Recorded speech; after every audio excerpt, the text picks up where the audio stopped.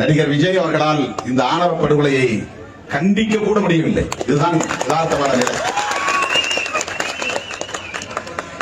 திமுக அரசை கடுமையாக விமர்சிக்கிற மதிப்பிற்குரிய மேலாள் முதலமைச்சர் எடப்பாடி பழனிசாமி அவர்கள் அடுத்த நாளே அந்த ஊருக்கு பக்கத்திலே தூத்துக்குடிக்கு வந்தார், திருச்செந்தூருக்கு வந்தார். அந்த குடும்பத்தை பார்த்து ஆறுதல் சொல்ல முடியவில்லை, கண்டிக்க முடியவில்லை. என்ன அரசியல் செய்கிறார்கள்?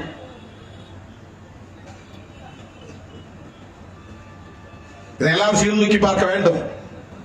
சமூக அநீதிகளை கண்டிக்கிற துணிச்சல், பிற்போக்குத்தனமான கொடூரங்களை கண்டிக்கிற துணிச்சல்,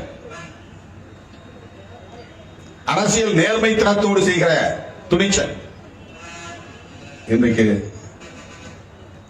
விடுதலை சிறுத்தைகளை தவிர வேறு எவருக்கும் இல்லை என்று சொல்லலாம். ஏனென்றால் நாம் எந்த ஆதாய கணக்கும் போட்டு